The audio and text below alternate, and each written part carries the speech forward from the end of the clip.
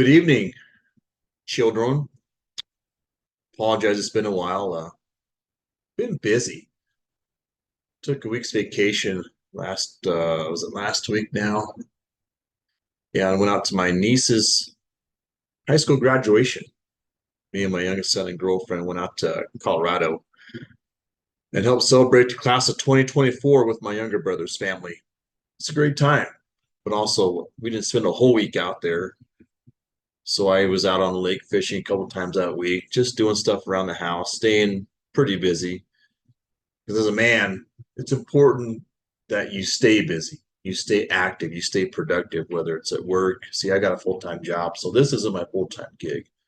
So when I'm not working, I stay relatively busy outside of work. And so I doing projects around the house, hanging with the girlfriend and her dog, doing some fishing, doing some boating. Did take the son and a couple of his friends, handful of his friends out at the lake, and we pulled them around on a tube. That was a lot of fun. They really enjoyed themselves.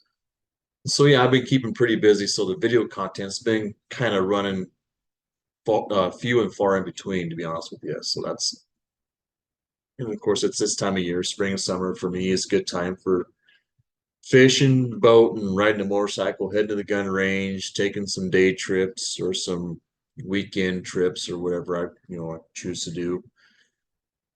And so that's what I've been up to since the weather's been getting nice here in Nebraska. But anyways, today's just kind of a random touch base with everybody, a random stream of what I've been up to, and I'll throw some content out there as well. For starters, I've been on Facebook for a lot of years now. I could tell you when I signed up. It's been a long time ago. But since my child support debacle and going back for modification back in March, I started following a page on Facebook that talks about fathers' rights, child support, custody, and all that stuff. And what I find relatively interesting on this page is there's been women out there posting that they're saying that how the divorce laws and child support laws have been unfair to men, which I don't get me wrong, I agree with what they say.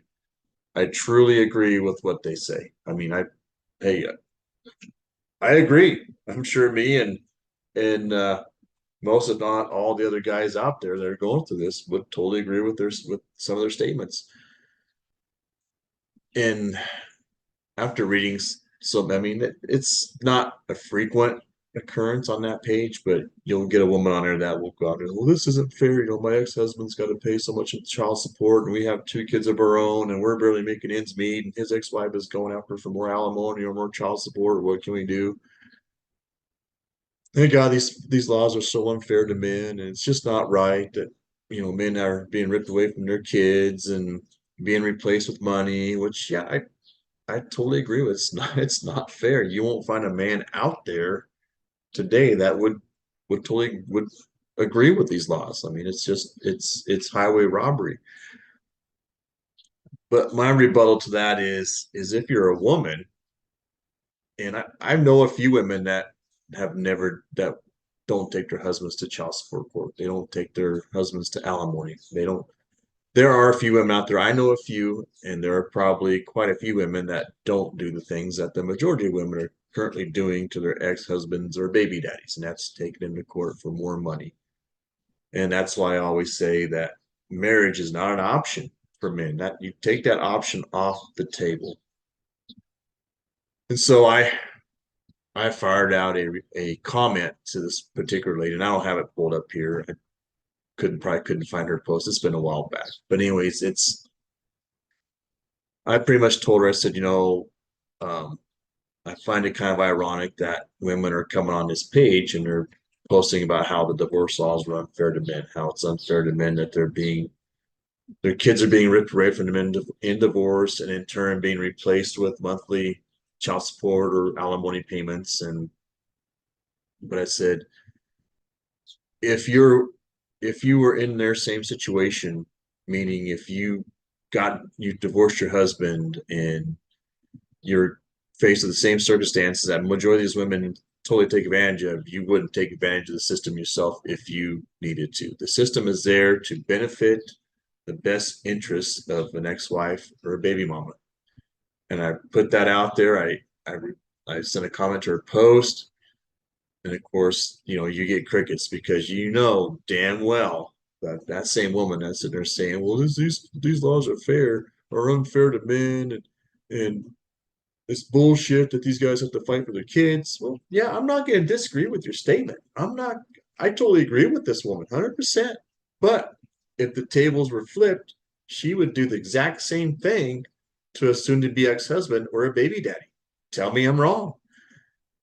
And don't get me wrong, guys. There are, like I said, I know of a few women that have not that amicably divorced their husbands and didn't take them to the cleaner, didn't want alimony, didn't want child support, had the mindset that I'll do this on my own. I don't need you. And quite frankly, I admire those women that do that. But then, those same women are also the ones that want to co-parent with their ex-husbands, with their baby daddies. They don't want the money. They don't want, essentially when a woman replaces a man with money, she essentially wants nothing to do with that guy. And that's the boat I'm in. My ex-wife will not co-parent with me. She will not talk to me about anything. She would rather have the money than have me fully involved in my kid's life. So that's something I've been following on Facebook, and I do post from time to time where I add comments to certain posts, but lately I just kind of find it ironic. And like I said, not all women are money grubbing, greedy pieces of crap per se. I mean, there are some women out there that would divorce their husbands amicably and wouldn't want nothing from them afterwards. I mean, but if you're a man, are you gonna trust her at the end of the day? Because when I was married, my wife told me, "Well, I would never do that to you." Looked me in the eye and said, "I would never do that to you." And then it happened to me. She did do that to me. So it's something to think about, guys. And a lot of times when I read posts like that, they do bother me a little bit because I know in my hindbrain that few guys, me and few men know that you cannot trust what a woman says, but you better watch what she does. You trust more what she does over what she says. And so it's just something I picked up on and I've been kind of following and watching from time to time, and I find it interesting. And while I do respect those women that do believe that the system is screwed up, but yet at the end of the day, they be the same women that would uh, throw their husband to the meat grinder and divorce and get all the cash and prizes and want spousal and child support payments every month. So I mean, it not like I said, guys, not all women are like that, but would you trust a woman at the end of the day? And yeah. But anyways, I was at the gym this morning and I go there. I try not to socialize with anybody because I go there and I give myself 45 minutes to an hour to get my workout in. And my workouts are typically depending on how busy I am. If I'm in there 2 or 3 days a week, then I try to do my full body workouts. But if I get times I'm in there 4 or 5 days a week, then I'll segment it out. But I give myself 45 minutes to an hour in the gym when I'm there. And it's usually nonstop to the grind. I get out there, I feel great. And today I ran into an old guy, an older gentleman. I wouldn't say he's an old guy, but he's an older gentleman, probably, oh, I could safe to say he'd probably be in his mid 60s, probably right at the retirement age. And I'm doing a chest machine, and he's sitting next to me doing another, I'm doing the chest fly machine, and he's doing a chest press beside me, and he's chatting me up a little bit, which is fine. I mean, I'll talk to you if you talk to me kind of person.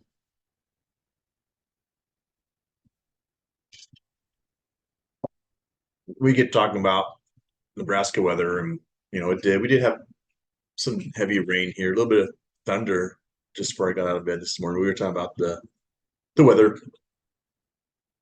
There's some he lives 8 miles north of town, and they got like 3/4 of an inch. And I said, "Damn, that's pretty good rain." I says, "I know it rained pretty heavy here in town, but I said I couldn't tell you how much we got."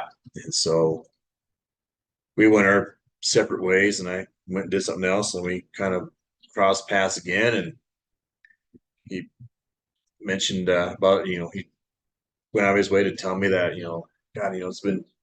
He says tells me it's been 10 years since he's been in the gym last time. 10 years. And I remind you, this guy's, probably retirement age, so he's 65 to probably 67 years old. And he's telling me, it's been 10 years since I've been in the gym.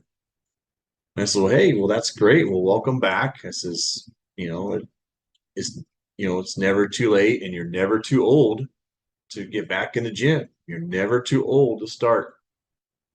And he says, yeah, he says, you're absolutely right. And he says, I kind of figured 25, starting out with 25s won't hurt at all. And I says, no, absolutely not. I says, you got to start somewhere.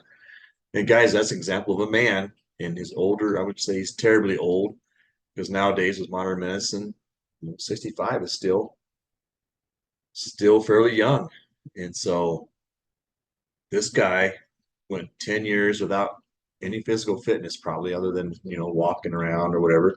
But going to the gym at his age is I think it's pretty cool that guys are realizing that at that age, it's important to maintain your physical health, maintain your physical well being. And by doing that, you restore some testosterone. You start getting back what you lost over the years due to lack of activity. Not saying this guy was ever lazy, but inside himself, he realized, I got to do something. I'm this old. It's time to start thinking about my health, my well being, and why not start by going to the gym, start light? Absolutely. He says, yeah, 20, I figured 25s wouldn't hurt me. I said, you're absolutely right. It probably wouldn't hurt you. But I says, just be careful. And so it's great talking to a fellow man that understands the importance of his health, his well being, especially in the day and age where people are really letting themselves go, letting themselves get fat, disgusting, obese pieces of crap. I think it's great when a guy can sit there and say, you know what? Because I was that man too, probably 10, 12 years ago. I can remember when I served in the Marine Corps from 96 to 2000. So I was probably 19 to about 23 years old when I was in the Marine Corps. Got out, got married, had kids, life started. And before you know it, I'm probably 35 years old. And there's just something that clicked on my head that made me realize that I needed to start doing something for my health, my physical health. Even in my mid 30s, I thought, I probably should look into going to the gym, start doing some physical fitness, whether it be walking, running, getting on a mountain bike, um, and just start doing some of those things and start getting back into shape. Because I have to admit, when I was fresh out of the Marine Corps, I was in the best shape of my life and I let myself go. And I regret it now because my physical health, I could be in peak performance instead of being in great shape now. I could be even higher. I could be at peak performance at my age at 47.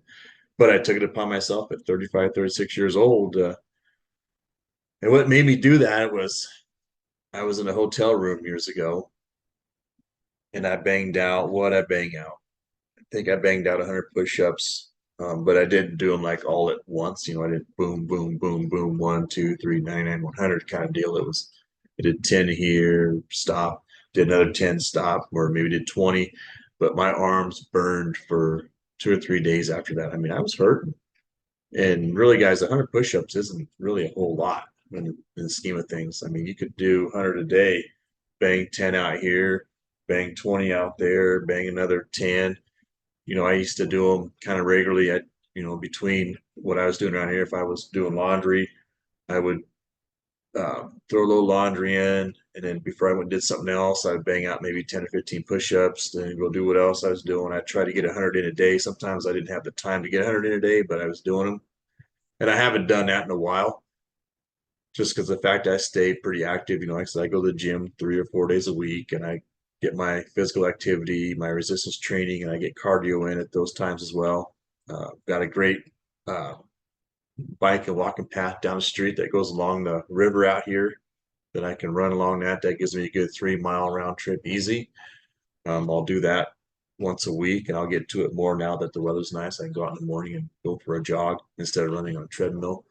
But the moral of this story, guys, it's never too late to start. I mean, when you got a guy in his mid 60s, upper 60s approaching you saying, hey, I haven't been in a gym in 10 years and it makes my heart feel good to see a fellow man, even at that age, take responsibility for his health and well-being. Because once you start feeling stronger physically, then you start getting it mentally. Okay.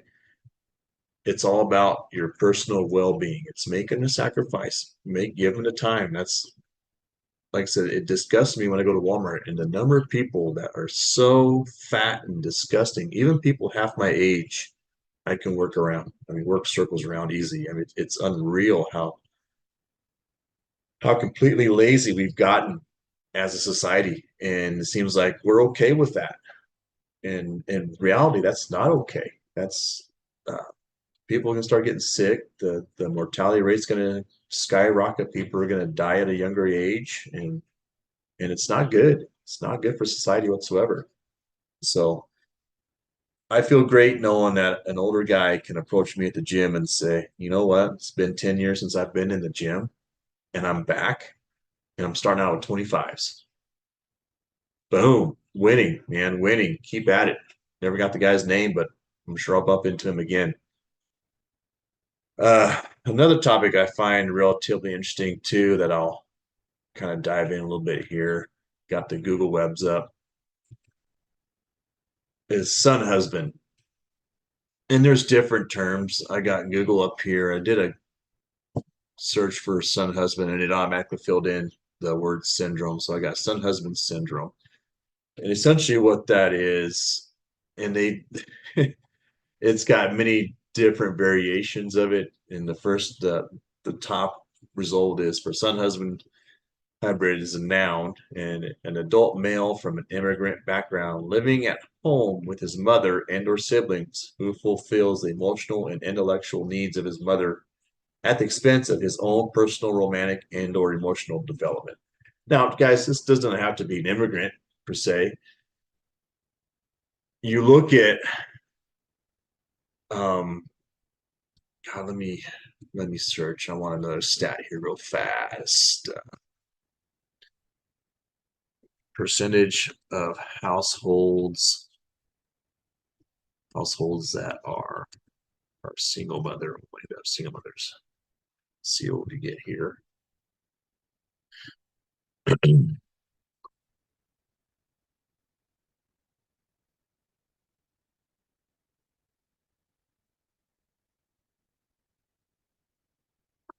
All right, this is kind of um, according to the Census Bureau, 23% of children in the United States live with a single mother, making it the second most common family arrangement. This is out of about 30% of families with children under 18 that are single parent households, with roughly 75% of those being led by a mother. Okay. So out of all the single parent households in America, and that's roughly 75%. Now the Census Bureau says there's 23% of children in the United States live with a single mother, but then out of all the so like you look at my situation, we're a single parent household led by the ex-wife. Okay, so we will include that in there with roughly 75% of those being led by a mother, meaning when a family falls apart, and this is usually a divorce setting, the courts will typically give mom the custodial parenthood, and then she has sole custody of the children, minor children, that is children under the age of 18, with dad getting like every other weekend custody, or in some cases there's 50-50 custody. But in most cases, the mother is awarded the custodial parent, meaning mother and father can agree or disagree on certain things involving the kids, but at the end of the day, if there's a disagreement, whatever mom decides is rule of the land, I guess. So if you disagree with the kid, if dad disagree with son not playing, he disagrees with him playing baseball, mom wants him to play baseball. Well, at the end of the day, there's a disagreement there about the kid playing baseball. She gets to overrule dad. Okay, he's going to play baseball. All right, even though he disagrees, but because she's a custodial parent, she can make that decision. So this is where I believe the single parent household, 75% of those are being led by a mother. Okay. and that's a pretty high statistic. And so when we go back to the son husband syndrome here, um, we're looking at, and not saying it happens out of all those, out of that 75% single mother led homes, that doesn't mean 75% of those are a son husband type environment. Essentially, what a son husband is, and it depends on the mother son dynamic. Okay. There's also a term called spouseification, is when a parent treats a child like their spouse. For example, a single mother may treat her son like an adult and expect him to take on the practical or emotional responsibilities that she would expect her husband to handle. So, like she might expect him to fix a leaky sink, or she might expect him to change the oil in her car, or she might expect him to fix stuff around the house. She might expect him to do this and do that, and in turn, kind of treat him like a spouse without the romantic interest. Now, there are cases where those boundaries can be skewed a little bit between mother and son. And let's see here. There's another, you know, I listened to Jordan Harbinger show a while back, and I downloaded this particular episode where it deals with son husbands, and then there's a psychological term behind it. Here's another called emotional incest. I don't know if that's it or not. Um, so it's essentially, yeah, emotional incest is when a parent or primary caregiver treats a child like a romantic partner. And like I said, their lines can be crossed there, but more times than not, those lines aren't crossed. They're just essentially mom treats son like a kind of like a spouse without the romantic interest or intimacy at all. She likes that she may ask him to, hey, can you fix this leaky sink, or hey, can you um, grease the squeaky door? Can you change the oil in the car? Can you mow the grass? Can you shovel the snow? Kind of deal. Things that she would expect a husband would do. She's gonna um, ask her son to do those same things. And when you're a minor child, you're not expected to necessarily mow the lawn, change the oil in mama's car, fix a squeaky door, or fix a leaky sink or a leaky toilet, things like that. Most women aren't going to expect their sons to do that, but there's very rare cases where sons are expected to do those same, step up and be the man of the house, I guess. And while that's okay at times, most times, those other times it's not okay.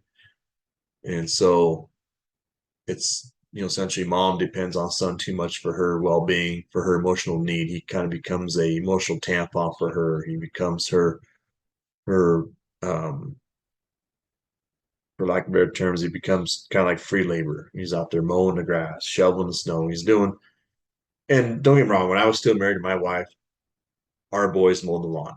I had, and when I was a kid, I mowed the lawn for my parents. And I think those are things a lot of kids do for their parents, is they do mow the lawns, they do, but my mom never asked me and my brother to be emotional tampons, never treat us like emotional tampons, never did any of that. So, but there are cases where, you know, some moms do expect the sons to fill in as husbands and kind of treat them as such without the emotional and well, I shouldn't say emotional, but intimacy side of it. Um, there's different, there's the mama boy syndrome. You hear the term mama's boy a lot. And I think that's a very loose term. I don't think it really correlates to son husband. I think a lot of that has to do with boys who gravitate more towards their moms because mom is nicer. Mom lets them do whatever they want to do. Like I'm, between me and my ex-wife, I have more boundaries than she does. So when my son picks and chooses where he wants to stay with, he stays with mom most of not all the time because if he's down here, there are boundaries to be followed. There are rules to follow. There's expectations. Again, that's part of being a man. Trying to raise my boy to be a responsible adult, a responsible man. This is what I think needs to be done for a man to succeed. But like I said, doesn't stay down here much. He comes and visits for an hour or two at a time, but he doesn't stay down here overnight or on my required time, because he knows that if he goes out, you gotta be here, be home by 10. Lights out in bed, get a good night's sleep before school. Weekends, be home by midnight. We're not running around town all night, goofing off, getting in trouble. We're here, we're home by midnight, we're in bed, lights out, get a good night's sleep, and do it all over again, you know.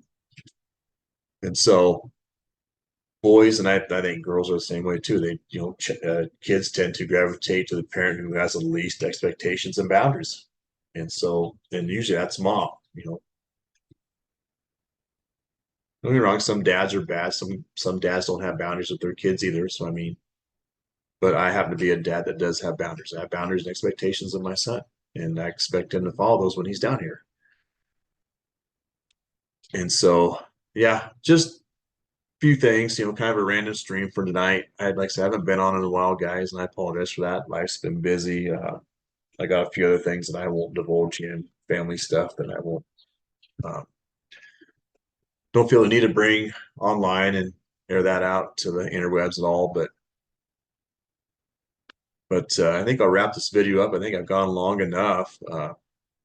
Talked about a few things, showed my face on interwebs. It's been a while. I did put, for those of you that are gun enthusiasts like myself, I did put out a gun video earlier today. I bought a brand new Kimber Micro 9 Rapide handgun. I got it right here. I'll show you real quick. Got a video reviewing this gun. Went out to the gun range, fired it for the first time the other day. I really like it. So if you want to check that video out, that's out there. Otherwise, that's all I got for everybody. Hope everyone had a great and safe Memorial Day weekend. By all means, like and subscribe. Like this video, subscribe to the channel. I've got, I think, 14 or 15 subscribers now. Woohoo! I'm winning. So if you like my content, or if you want to shoot me ideas, things to talk about on YouTube here, by all means, let me know. I'll talk about whatever you got on your mind. Other than that, everybody have a good night, and we'll catch you next time. Toodles.